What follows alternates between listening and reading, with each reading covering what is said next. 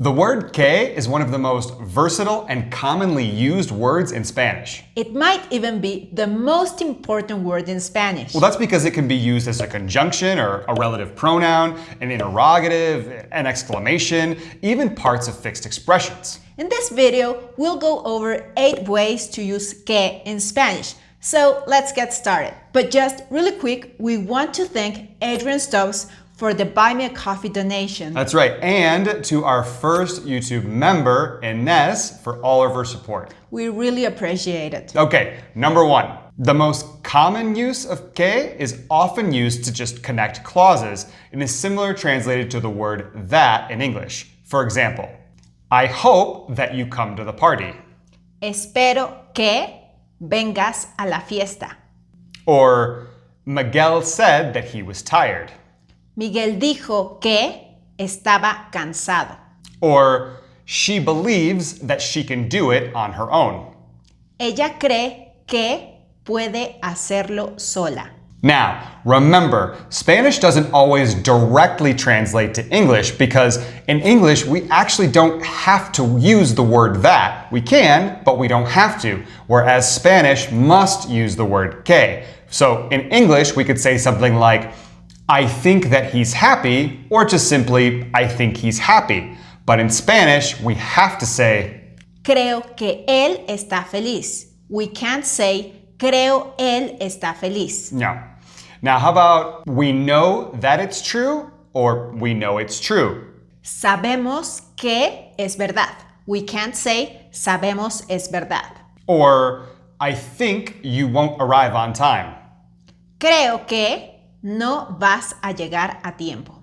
Number 2, que introduces relative clauses when providing more information about a noun. And in this way, it doesn't mean just that, but could also mean who or which. For example, the house that they bought is beautiful. La casa que compraron es hermosa. So, la casa es hermosa is a whole main clause. It's one idea. And que compraron is just a relative clause that provides more information about the house.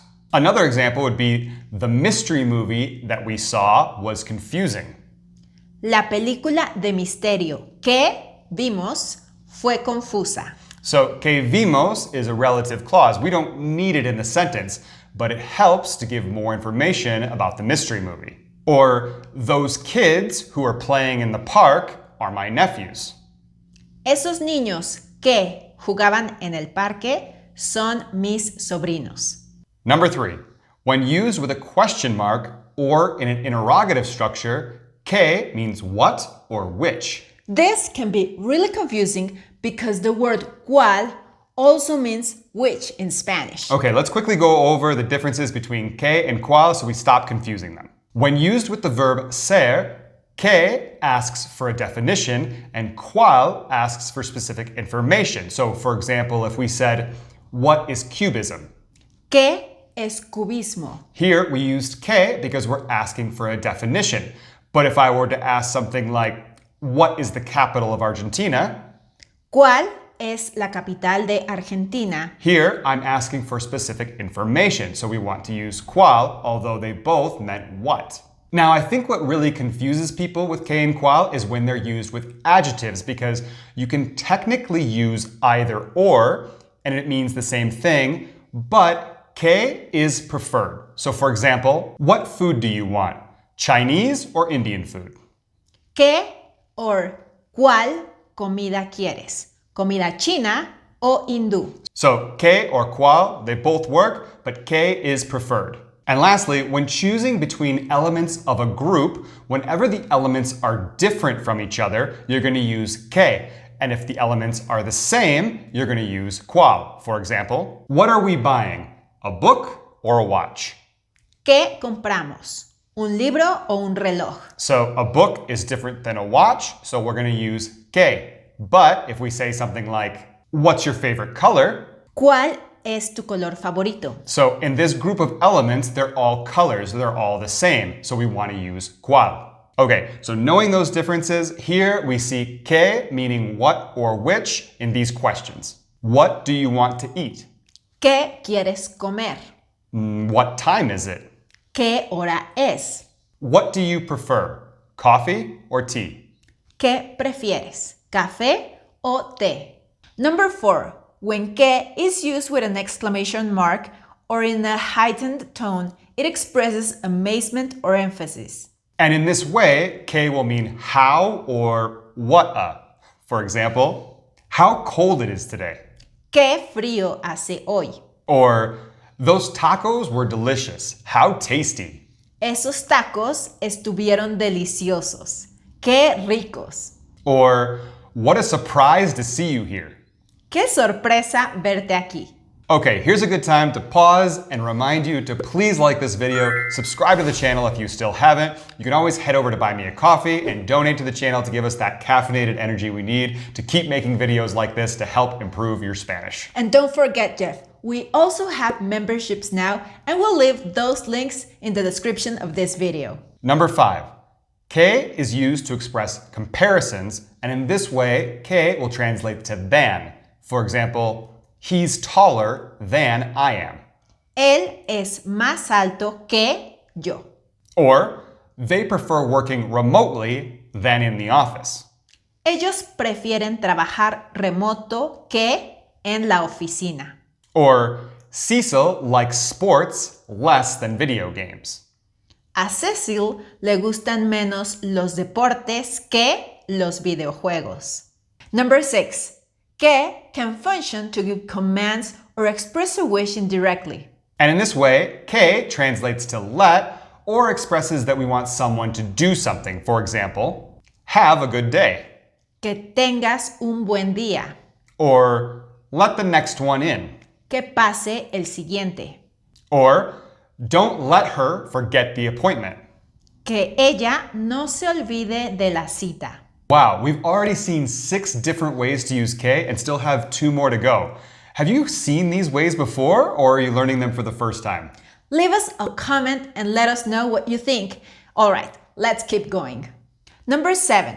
Que often introduces clauses requiring the subjunctive mood. Now remember, we use the subjunctive mood whenever we want to talk about wishes, emotions, impersonal expressions, recommendations, doubt or denial, and with ojalá. Here's the structure. Subject 1 plus verb in the indicative plus que plus subject 2 plus verb in the subjunctive. So you can see in this structure that we will always need 2 different subjects, one in the main clause and one in the subordinate clause. And que connects the 2 clauses. So, for example, I want you to study more. Yo quiero que tú estudies más. So, first subject, yo. Quiero is your verb in the indicative. Then que. Then second subject, tú. And then the verb in the subjunctive, estudies. Another example could be, it's necessary that you sign the papers before tomorrow. Es necesario que tú firmes los documentos antes de mañana. Or, I fear that something bad has happened. Yo temo que algo malo haya pasado. Number 8. Que appears in many idiomatic and fixed expressions. Now, if you don't know what idiomatic or fixed expressions are, an idiomatic expression is when you have at least 2 words and you can't literally translate or understand the meaning based on the words alone. For example, get well soon. Que te mejores. So this would be like that you better yourself. So it doesn't really translate to get well soon, but that's what it means. This is an idiomatic expression. Another example could be better late than never. Más vale tarde que nunca. Or who do you think you are? ¿Quién te crees que eres? Whereas fixed expressions, although they're fixed in their patterns, they're usually very transparent in their meaning. So, for example, en caso de que translates to en case, and that's pretty transparent in its meaning. So, for example, we could say, call in case you need help. Llama en caso de que necesites ayuda. Es que translates to it's just that, pretty transparent in its meaning. So if we wanted to say, I didn't go, it's just that I was sick. No fui, es que estaba enfermo. And a menos que means unless. We could say something like, I won't go out unless it stops hailing. No saldremos a menos que deje de granizar. And that's it. If you're still with us and haven't already, please like this video, subscribe to the channel if you still haven't. And now watch this video to keep improving your Spanish. Until next time.